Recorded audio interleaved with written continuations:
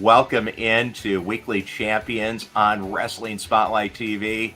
It's our WrestleMania preview show, and in tradition, the second annual WrestleMania preview show with Sonny, the Man Eagle Cain, and Mr. Cincinnati from the Wrestling Junkies Podcast. Before we hop on the plane and fly out to WrestleMania for Wrestling Spotlight's coverage of all the events surrounding WrestleMania, we got some great special programming coming up on the channel that you can tune in and check out as you get ready to head out there. Talking to Titus O'Neil, WWE Hall of Famer and their ambassador. He's talking about all the work that WWE does, and also talking about his book, There's No Such Thing as a Bad Kid, and fatherhood. So some great content there from Titus. Talking to Keith Elliott Greenberg about his book, Bigger, Better, Badder, How WrestleMania 3 Changed Everything. It's a great interview with a guy who's been involved with WWE way back to the days of Bruno Sammartino wrestling for the championship in the Garden. So hitting some literature. There's Titus O'Neil's book, There's No Such Thing as a Bad Kid, and Wrestling with Fatherhood, My Championship Journey to My Greatest Title Dad, Keith Elliott Greenberg's book. And then we just are getting the wraps up on a preview of the events going around WrestleMania, because it's not just the WWE events. It takes over the Metro. Talking with the David Difference from Future Stars of Wrestling and the voice of MLW and GCW, Joe Dombrowski, talking about all of the other matches going on. He's working Dragon's Gate. He's working Juggalo Championship Wrestling. So he's going to be there, and also at WrestleCon. Just a crazy packed week. And joined, though, now by the Man Eagle, Sonny Cain, and Mr. Cincinnati. And guys, are you ready for WrestleMania? Well, Mr. Cincinnati, what do you think? Is it time? This is my absolute favorite time of the year. There's no shortage of great wrestling, great content. Everybody's stepping their game up, and that's the name of the game this time of year. This is the season finale, essentially, of the wrestling calendar, and all eyes are on Las Vegas. So we're certainly a part of a couple of big shows happening during WrestleMania week as well, which I'm sure that we'll get into in a little bit. But I am absolutely ready. It's my favorite time of the year.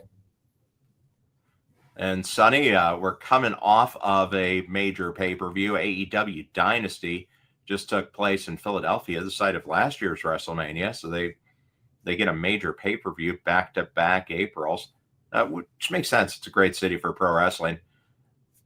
Are you pumped up for WrestleMania? You had Dynasty coming up to Mania.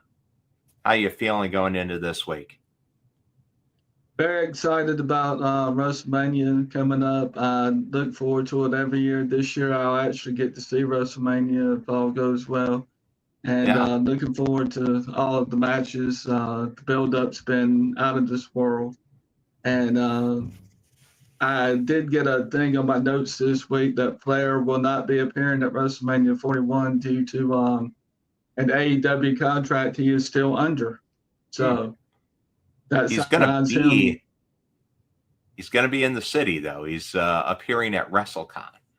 So you can see the Nature Boy if you're out there. But hey, I wanted to ask you specifically, because I know this one hits home for you as a personal connection. Your trainer, the Russian Bear himself, Ivan Koloff, long overdue induction into the WWE Hall of Fame. Take a couple minutes. Tell us a little bit about the guy you affectionately refer to as Uncle Ivan.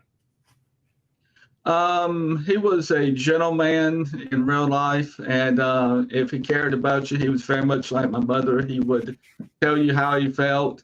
About 10 years ago, after he passed in 2017, I told Miss Koloff that I had seen a list of WWE inductees. They make these lists usually about 10 years out, Mr. Cincinnati, so you can actually go to the website and see. And I told her I'd seen his name up there for this year, and she didn't believe he'd ever get it. Ivan wanted it because he and I had talked about opening up a training camp together and being partners at a training camp and me doing the training.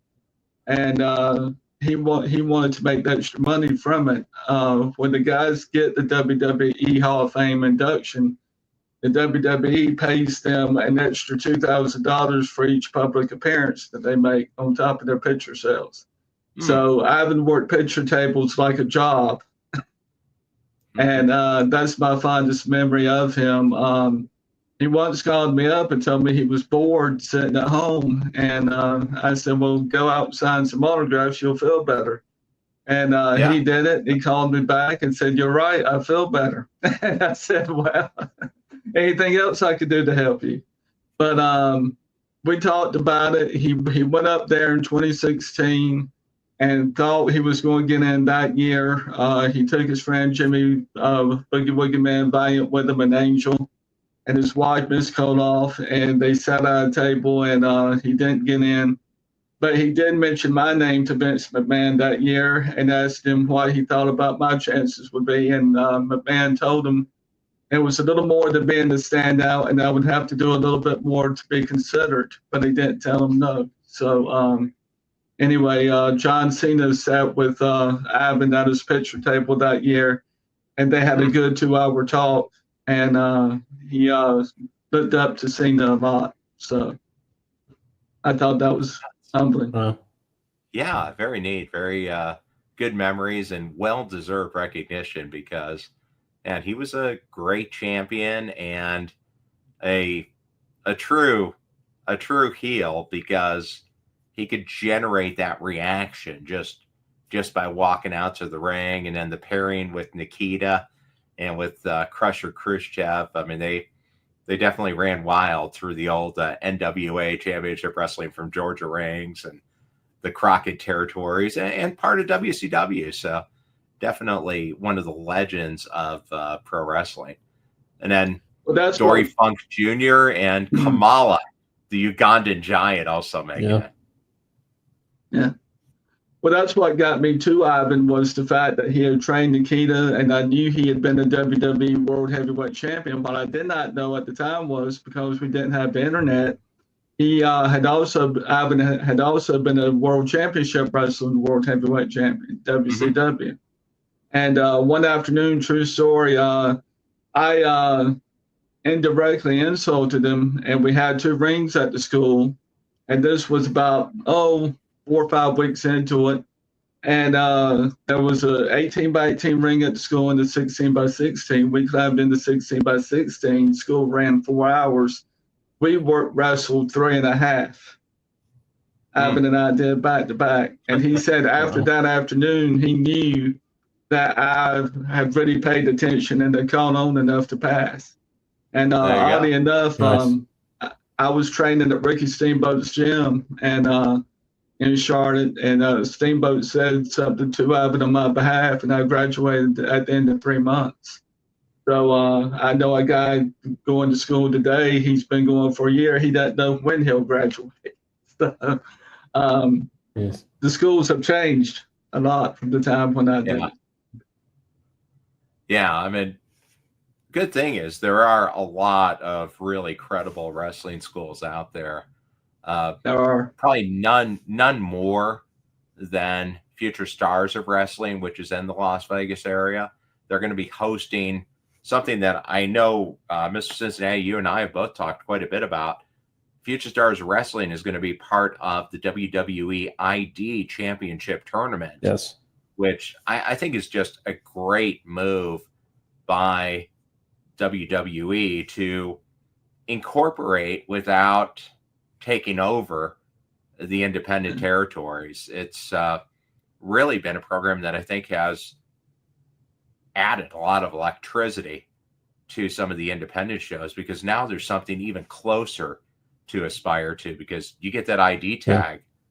now you're one match. I mean, you're literally one match away from being at the worldwide leader. I mean, that's been huge. Huge.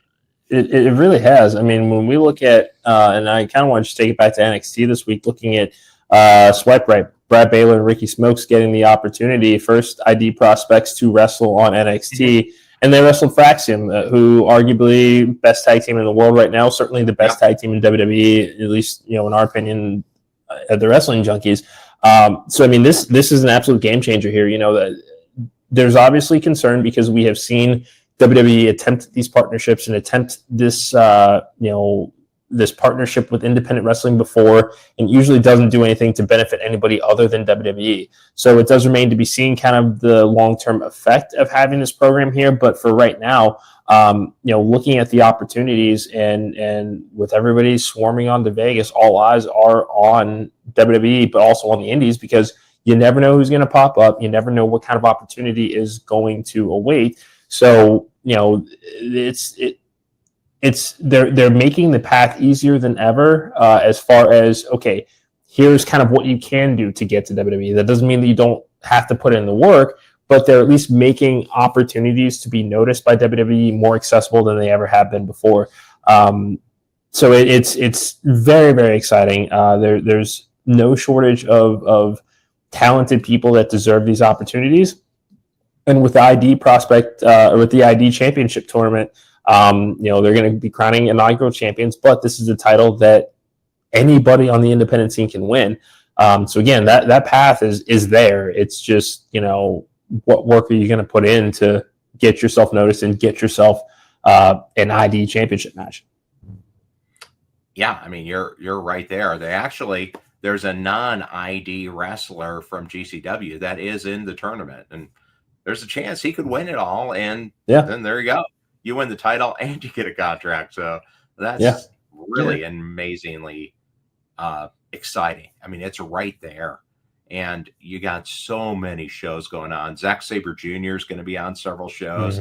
Effie, who's one of the stars of independent wrestling. Yes. Michael Okua from Rev Pro is going to be there. Our guest later on this week on the channel, your champion from Championship Wrestling of Memphis, your women's champion, Nixie XS. Flying, I'm not quite sure about this, but she's flying in on her Learjet from Paris. Must be nice. But, she's going to be there, and excited because she's going to be attending shows in a city that has the greatest collection of Louis Vuitton stores in the world, with 7 Louis Vuitton stores in a 1.5 mile circle. So, she's going to be getting herself some new bags, I'm sure. But you got lots of matches going on, lots of excitement, and it's just going to be a crazy week. And we'll have more if you tune into the channel. You can get some more information and more nuggets about Mania week coming up. I wanted to hit on Dynasty quick, though, too. Some of the matches I thought were really good in moving forward. AEW's been on, I think, a rebound. The feelings back, the vibes back, like Kenny Omega said.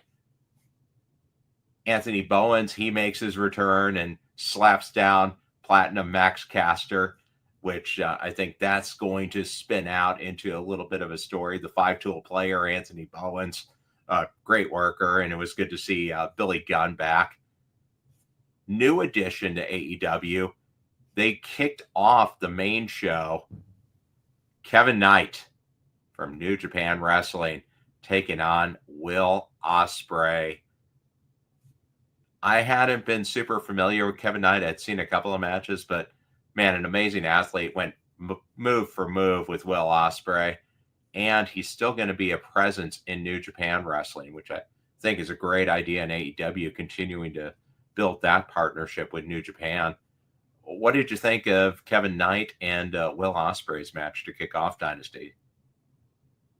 Mr. Cincinnati.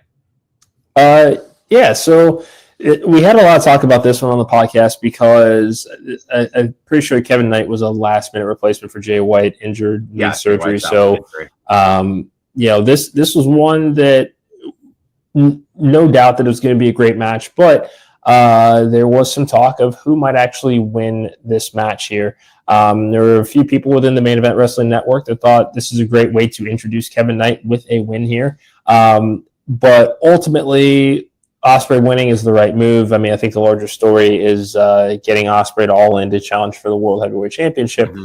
But for Kevin Knight to have a platform like this with a top 3 wrestler in the world, look fantastic. This was a great opener. You want something fast paced. It's going to get people standing on their feet and going banana.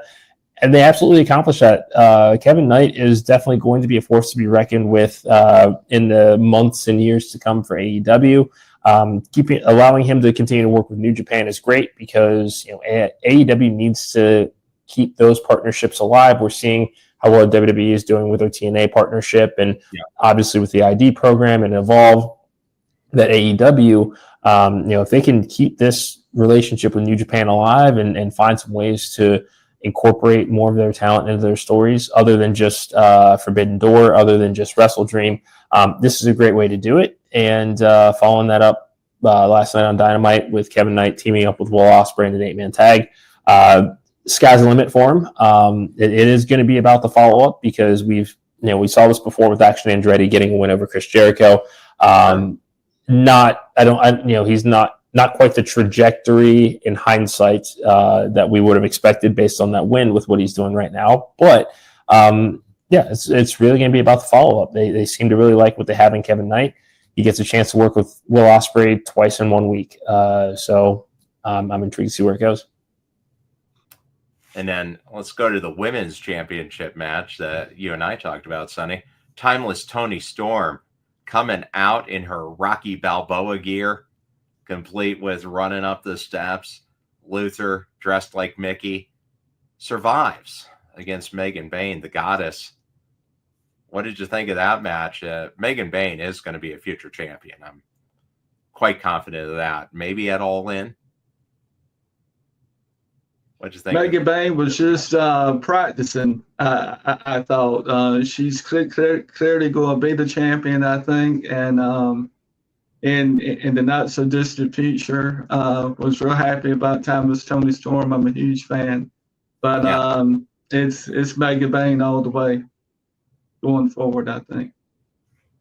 Well, I know you're a big fan of watching the Timeless Toni Storm marathons on Turner Classic Movies. And they show some of her greatest hits. Yeah. A champion change, 2 championship changes. Bandito gets the Ring of Honor title, keeps his mask. Chris Jericho's bat ended up coming back to hurt him. Now he can go after being the D's because he's not the Nueve anymore. Mr. Cincinnati, you like Bandito winning the belt, and maybe this is time to kind of give Ring of Honor a little bit more attention because that's something AEW could do to build up that network with the independents following on what WWE's doing with Evolve. 100%. Not really surprising that this match makes it on the card with what Jericho is being paid by AEW. You need to put him on TV to justify the contract, which I get. Was not a fan of the finish. I don't think that we needed the shenanigans as far as the baseball bat in order to take the title off of Bandito. They told a good enough story, and I really haven't loved much of what Chris Jericho's done over the last, let's just say, 18 months as a conservative estimate. But this would have been an opportunity to, really make Bandito a star here, give him a defining victory here, but it was mired in the shenanigans and getting the restart that it personally took me out of it. I am very much in the camp of Chris Jericho fatigue in AEW right now. And if last night was any indication, sounds like he's going to be taking some time off, which absence makes the heart grow fonder, but I don't think I'll be that guy. Yeah, I don't think he wanted to take the clean loss there. Sonny, is that kind of what happens when, okay, we're going to make this change, and that's where the convoluted finishes come from, the quote-unquote dusty finish? Sometimes the dusty finish has been around a long time, and a lot of different players have used it. Flair used it on several different occasions, and it's used in poor taste. The Dusty finish was actually a spur of the moment finish, and when it was introduced, and since then it's been the finish of all time as far as bloopers or bleepers have gone in wrestling. And what happened was Dusty and Flair were fighting, and Dusty's knee gave out, and that was the pin. And from that day forward, they called it the Dusty Rhodes finish. And I've never liked it as a finish. I like a much stronger finish, a different angle, more athleticism in the match. Did hear this week that Chris Jericho was in talks with WWE now again, so I don't know. Said he would be interested in going back. Had anything to do. I don't know. I think he's signed up for a little out. while still. Yeah, I think he's just being smart and leaving the doors open. Well, the match that I thought was going to go the way it did, and it did. It's the first individual title, and actually the first, I believe, AEW gold for Adam Cole, baby, as he is your new TNT champion. Previously, he was the Ring of Honor Tag Team Champion with MJF. Adam Cole beating Daniel Garcia. I mean, the Daniel Garcia TNT title run just never really took off, and given in the spirit of CM Punk, if you're going to use them, you better use them now. The last couple of years, injuries, the concussion syndrome, it's been a miserable 2-year stretch for Adam Cole. Yeah, he looks in the best shape he's been in since he's been in AEW. I think it's definitely time to go ahead and give him the belt. 2 Panama Sunrises and the boom, and he's your TNT champion. Did they make the right move there, Mr. Cincinnati? They definitely did, because this title needs something. It's been a while since there has been a quality TNT title run. I mean, I can't tell you how many times over the last year that we have forgotten who the TNT champion is, whether it be Daniel Garcia or Jack Perry. It's unfortunate because it seems like the only reason the title was put on Daniel Garcia is to keep him from going to WWE, because we're seeing how well Ricky Saints is being booked right now. We're seeing how well Ethan Page is being booked right now. Daniel Garcia would be right there in that class if things had shaken out differently to where he did end up not re-signing. He probably would have a prominent spot at Stand and Deliver right now. So it is unfortunate that this was kind of just done as to placate him. Now the title's off of him. I don't know what they're going to do with him. I mean, even when he was TNT champion, it didn't feel like his presence was really felt on TV. So I think it's just going to be more of the same. If there's anybody that's got a shot at rehabilitating this title, it is Adam Cole. Whether he can do that as a babyface remains to be seen. But it does sound like Roderick Strong, Kyle O'Reilly, I think they're going by the Paragon now or something along those lines. Maybe this is just a fresh start for everybody involved, and hopefully that means for this title too. Yeah, I think Daniel Garcia is going to get a run. It's just a matter of getting a little more personality behind him. It does help that he has Daddy Magic as a manager for him. I think that's important. Yeah. I was at the press conference where Tony Khan talked about how important Daniel Garcia is for the future, and that he's a big part when he came back out and All In. And I do believe it, that they really feel super highly for him. Do you think it would help if, and I know we've talked about this, going to the soft brand split they had during the CM Punk era of Collision, and maybe that title is defended on Collision, so you know it's a destination, because there is a little bit of you kind of get lost in the weeds with the Continental Championship, the International Championship, and the TNT title, because they're all kind of parallel. And right now, I think you can safely say the belt that's around Kenny Omega's waist is elevated to being the most important of the belts. And Yeah, maybe I would say so. Yeah. And especially because we might be getting the unification between Omega and Okada for the International and Continental Championships. That would certainly help because you don't necessarily need 3 main card titles, even across 2 shows. It's just not really necessary, especially because you also have Ring of Honor's set of titles. Like there's other ways that you can incorporate what you already have. So title unification is definitely a good thing in this particular circumstance. At this point, like I said, until that unification happens, I mean, they've got to figure something out, and I hope they do. Yeah, I think it's coming. And then finally, and then we'll move on to Mania. Surprisingly, Jon Moxley continues to hold the AEW World title in the briefcase. Got assist from the returning EVPs, the Young Bucks. Not enough help for Swerve, even though he had some backup himself, but it wasn't enough. Swerve Strickland doesn't get the job done. Jon Moxley continues your championship. This new iteration, maybe with the Bucks helping him, is that enough to give the Death Riders a little bit of extra juice? And do you believe the internal reports from AEW that while fans are criticizing the Death Riders, the ratings show differently, and that the ratings are jumping during the segments that they come on?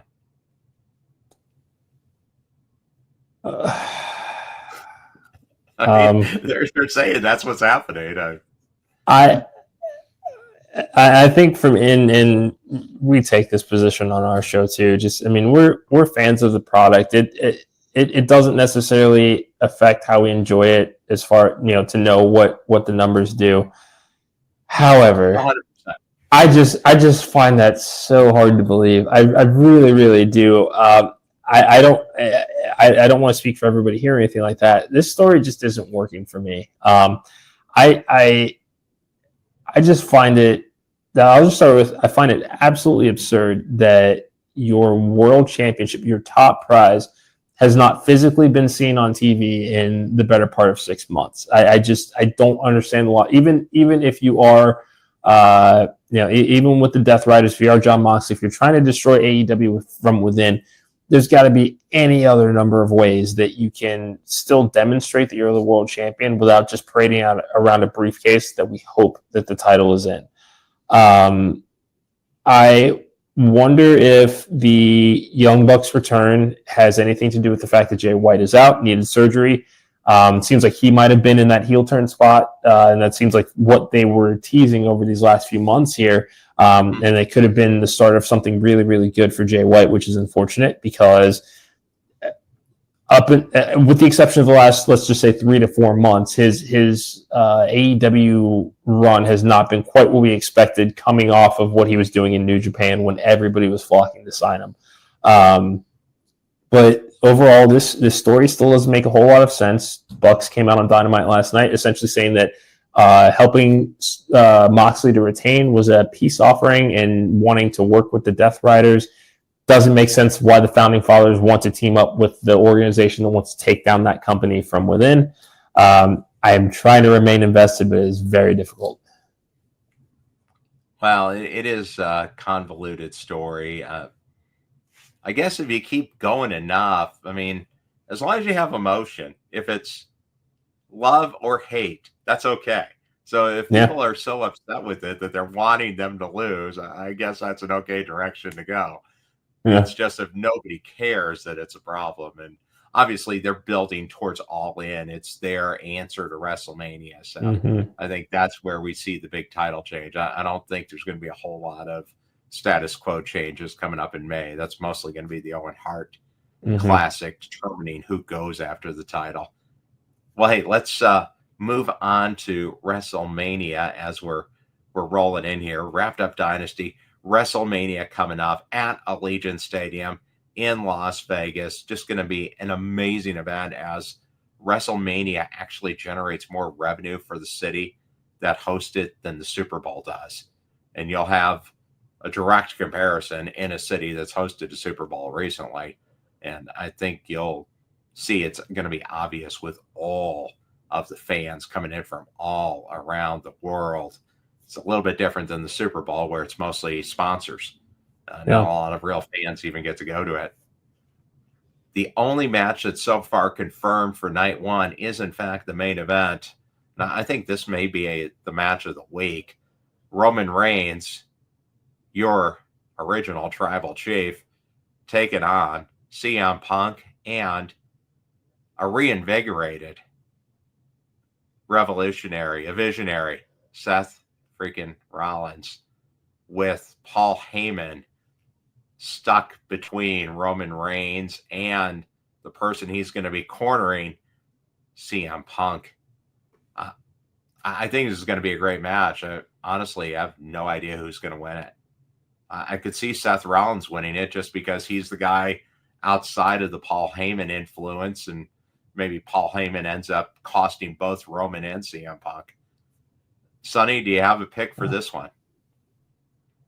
I like CM Punk's chances, but Seth Rollins keeps appearing every time they meet. So I'm kind of seeing Seth Rollins as the upset in this.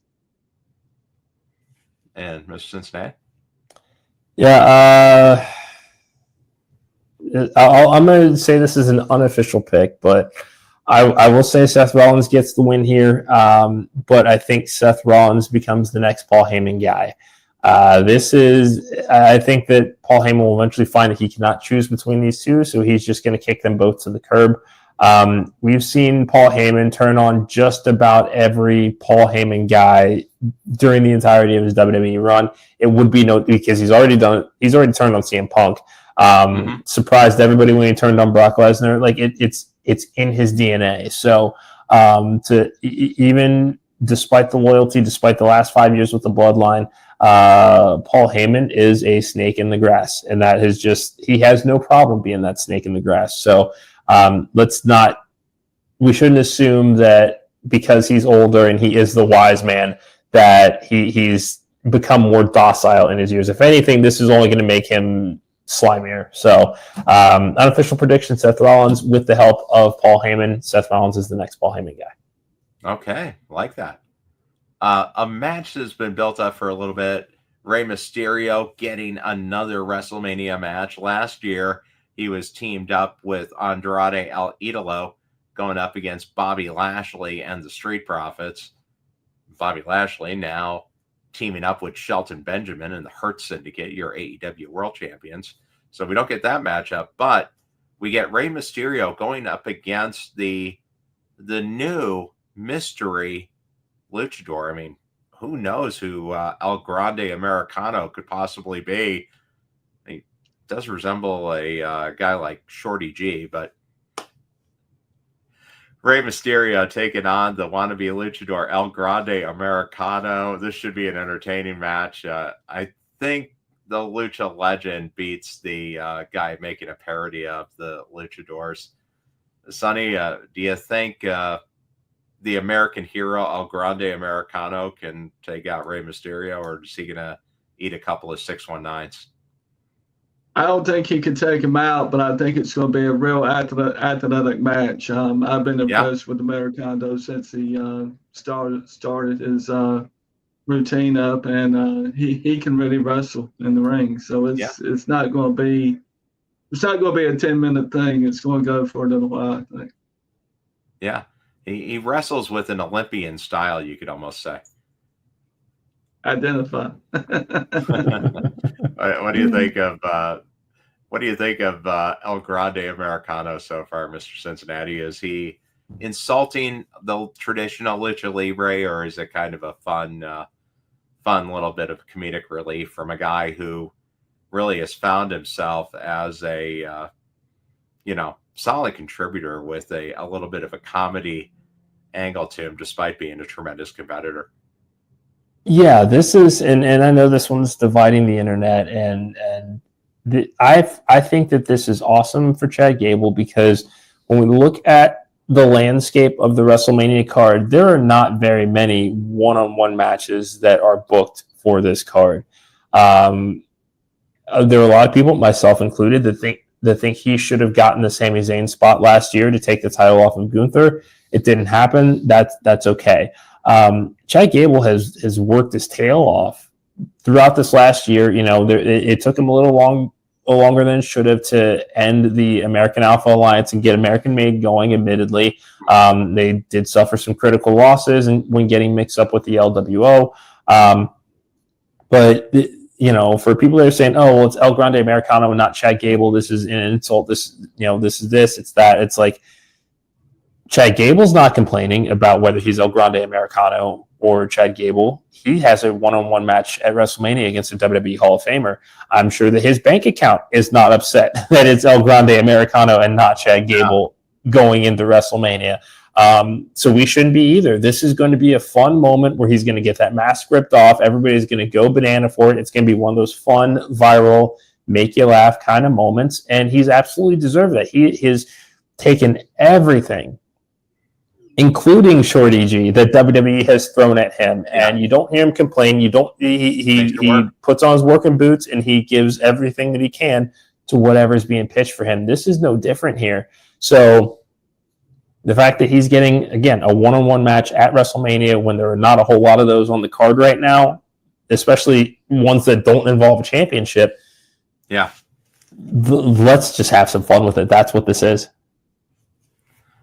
Now, a guy who our previous guest, Joe Dombrowski, knows very well from his time as the Major League Wrestling champion, the Samoan werewolf, Jacob Fatu, gets his chance for WWE Championship gold, taking on L.A. Knight. Yeah, for the U.S. Championship. Is this the time for the Samoan werewolf to howl and get his belt? Go ahead, Mr. Cincinnati.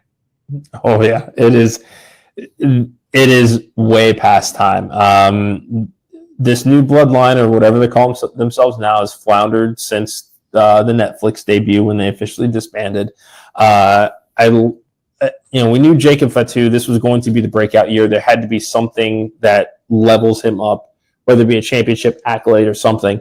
My pick was have him win King of the Ring. It doesn't sound like we're going to be getting either of those tournaments this year. So if that's not something he can dominate to get a moment at SummerSlam, give him a WrestleMania moment right now. Let him take the title off of LA Knight. LA Knight is, and I'm sure that we're going to be looking at some kind of roster shakeup after WrestleMania at some point anyway. So this would probably be the time to send LA Knight over to Raw and find himself in world title contention potentially. I mean, Jey Uso, I think, is likely going to walk out with the title, but I don't necessarily see it being a lengthy title run. So it's time to start lining up some potential challengers over, for the rest of 2025 and into 2026.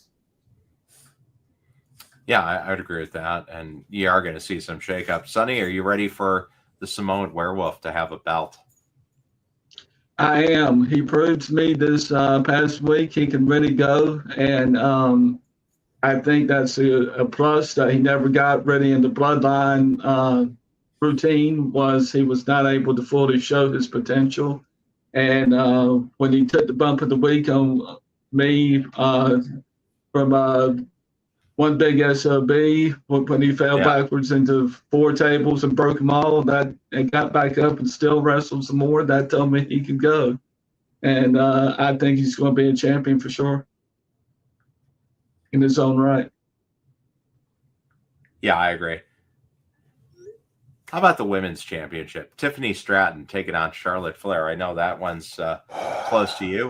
Does Charlotte Flair get her title back?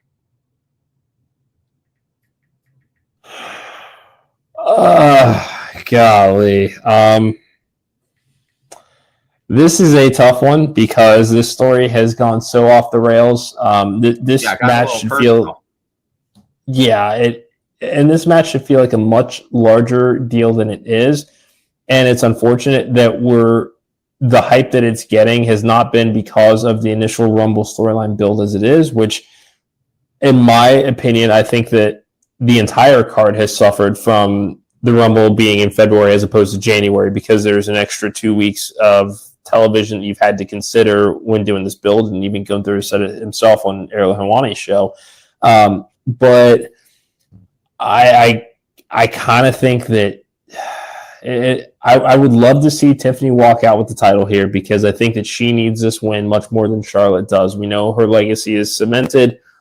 She will eventually break that 16 world title record of her father's, even though, I mean, she's already held more than any other woman, but it's the father-daughter connection that we've got there. Yeah.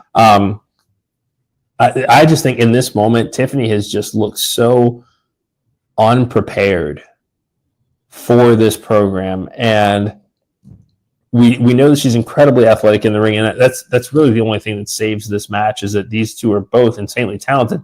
We'll see what kind of chemistry they have in the ring, though, because from what we have seen of these promos, it has been there's been a lot of heat on everybody involved for going off scripts, and kind of the sink or swim position that Tiffany Stratton has been put in. Charlotte Flair just happens to be a better swimmer, has been trying to explain away a lot of this, but I don't know what it is that this match should feel way more magic than it actually is, especially because these two are so similar in how they're presented, in their athletic abilities. They're both very, very, very convincing heels, but for whatever reason, it just has not worked so far, and it's not necessarily. I'm not necessarily excited for this match. I'm excited for it to be over, which is unfortunate. Yeah. Sonny, I know you're a big Charlotte Flair fan. How are you feeling going into this one? Yeah. I think she's got a chance to prove herself as a competitor going for the title again. We're not used to seeing Charlotte Flair as the competitor, the same as her dad many years ago when he would find himself as the competitor in pursuit of the belt. I think it should have gotten a little more runtime maybe than it has been. It's been more of a finger pointing kind of thing, and who can put who Sure. under the bus, as opposed to this is what we can do in the ring and show us scuffles leading up to the event. But I think the Flair always has a chance. I think if her knee holds out and they let the match run in an open match, I think Charlotte can prove herself one more time. So that's my pick. Yeah, I agree. I agree with both of you. I think Tiffany Stratton needs to win more, but I do think Charlotte gets it, and that establishes that record, and Tiffany can always come back and chase her again. The other women's championship's been getting more of the publicity. It's really kind of weird, because there are two co-equal men's and women's champions, but the WWE Women's World Championship with Io Sky, Bianca Belair, and Rhea Ripley in the three-way has been, I think, far and away the more anticipated matchup. And then on the men's side, Cody against John Cena for the undisputed WWE Championship, way, way above right now the WWE World Championship with Gunther and Jey Uso. It's just kind of weird how that's broken out, because they're not really coming across as equal titles. Io Sky, Bianca Belair, Rhea Ripley. Who do you see coming out of this one? I'm going to pick Bianca, but I think anybody could win it. What do you think? Yeah, anybody could. However, Io Sky needs to walk out with the world title this year. She is probably the best women's wrestler on the planet right now, and she has not always been positioned to be looked at as such. Turned a lot of heads when she beat Rhea on Raw to take the women's title. It would be a disservice to make her a transitional champion at this point, because she is so good. And they are telling the story of, you two are not going to ignore me here. I am the champion walking in here, but you guys are so busy tripping over yourselves that you're forgetting who it is that you're going to have to get into the ring with here. And I love this story because all three of these women have such a close connection from their days in NXT. A number of War Games matches. I mean, Io Sky is the greatest War Games competitor regardless of gender, because she's been in every single one for the women's division since the match unveiled itself, during the pandemic.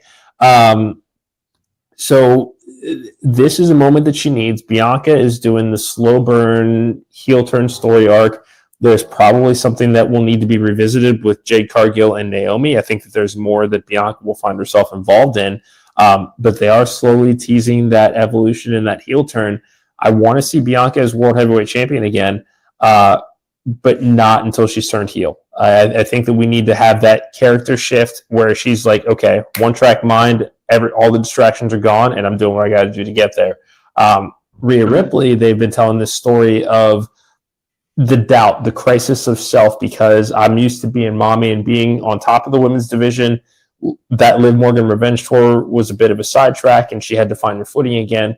But she's very clearly lost her confidence, and that has led her to become desperate enough to insert herself into the Bianca Io situation to the point that she lost her title being so short-sighted and distracted that they need to continue that arc there, that she needs to suffer a major loss here. I think that Io wins. I think that Rhea takes the pinfall here, and they keep the Bianca undefeated streak, because it's one thing to lose in a triple threat, but if she's not getting pinned, then it doesn't necessarily go against her 5-0 singles record. Yeah, doesn't hurt you as much. Sonny, who do you think wins this one? We got a split decision here. Cincinnati. Io, okay, the genius of the sky. They used to call you that too, didn't they? The man eagle. It makes sense.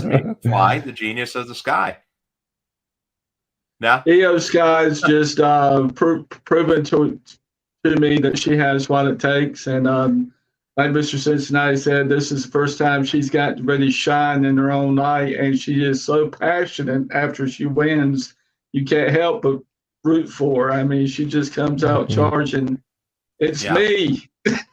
So who cannot be behind that? And that's what happens a lot of times in three-way matchups. You get an underdog that comes out and does better than everybody else. And I think it's too soon from Rhea Ripley, though I'm a huge fan of Rhea, to flip back and get the gold back. I think she's got to climb the ladder a little bit more. I think she will get it back, and it will be a win for her, but I just don't think it's going to be at WrestleMania. Well, true. I mean, and it does help elevate Io Sky because, she does seem like the also-ran and not deserved because she is an amazing competitor. Good takes. Well, we'll see if Bianca gets it. I'll stick with my pick. And then finally, Cody Rhodes, John Cena for the undisputed WWE Championship. This should be your main event, night 2. Does Cody end up with the scene reminiscent of this at the end of night 2, or do the fans go home disappointed and a heelish John Cena carries the WWE Undisputed Championship into the season debut of the Peacemaker? What do we think?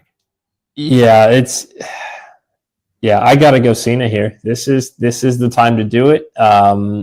That calendar is winding down. Heaven forbid that you don't put the title on him and something happens to derail this farewell tour, like a injury of some kind that just leaves you kind of hanging. And this has been a marvelous turn for John Cena because it has been so subtle and so nuanced in ways that I would not have expected it to be. The fact that he has not changed his entrance, his presentation, because it's, hey, you guys are dressing like me. You guys are imitating me. I was doing this. You wanted to follow along. That's my voice on the song. I don't need to change this for you. This is all me here. I created this. I am the reason that a lot of you are still here. And Cody being able to say, well, you also created a number of disenfranchised fans that made it okay for me to leave and go do something else and go start a new company to be able to make myself the star that is capable of surpassing you right now. So, it's a generational matchup. Before the heel turn happened, we talked about a lot about this on our show of, the people that we want to see John Cena wrestle. And I was vocal about Cena versus Cody. If you have a chance to do it at WrestleMania, you have to do it at WrestleMania. you could do it at SummerSlam. Sure, it wouldn't be the same. These are the faces of their respective generations. It is the richest prize in the business. Cody coming off of beating the 4-year reign of Roman Reigns, it was going to be a big deal for these two to get in the ring together. The heel turn only created additional intrigue here, but they seem poised to want to break this record. They were patient with letting Roman eclipse 1,000 days to sell 1,000 days merch. It's going to be the same thing with John Cena here. I mean, even though he's fully turned heel, the merch isn't slowing down as far as what's got John Cena's face on it for this farewell tour. So it's secure your bags and get out. And that's going to be part of that's going to be that 17th world title. I think there's a redemption arc coming where he's eventually going to kind of snap out of it, but that's way at the end of the year here, so we don't need to worry about that yet. But yeah, it's the last time that we'll get to hear and new when it comes to John Cena. What better place to do it than WrestleMania? Sure, can't argue with any of that. Sonny, who do you think here? John Cena or the American Nightmare? I think it's going to be the American Nightmare, Cody Rhodes. And I think Cena will get it, but I think Cody Rhodes has the momentum right now. He's not really imitating anybody. He's his own person. I think they're going to be interested maybe in seeing how long he can hold it at this point. And on the ring interviews, they have stood neck and neck, week in and week out, saying that I'm as good as you, you're as good as me, and here we go. But I think if anyone can pull the upset, it's Cody Rhodes. Well, I'm going to stick with my prediction from earlier in the year that John Cena is going to get pulled back to the side of good, and Cody gets the win because he realizes hustle, loyalty, and respect is more important than taking the shortcut to get there. But could definitely see it going either way. There's nothing wrong with having one of the top grossing movie stars in the world as your heavyweight champion. Yeah. But definitely going to be interesting and building up. I mean, slightly biased opinion. I do have, just out of camera forward, piece of the WrestleMania ring from last year with Cody holding up the title. I have the American Nightmare undisputed WWE title belt just sitting right in front of me. So maybe a slightly biased opinion. But with that, we'll wrap it up here. We'll go with our champion of the week as we head into WrestleMania. Hey guys, it's your girl Ash by Elegance, and you're watching me on Wrestling Spotlight. That one shot right in front of Lincoln Financial Field last year at WrestleMania. Got the Wrestling Spotlight TV Championship here.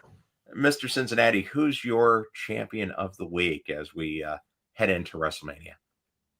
So it's not a wrestler, but it is a promotion. I want to give a shout out to Progress Wrestling out of the UK. We are partnering with them to do an official preview show of Chapter 179. This is their Las Vegas show. This is their Vegas debut.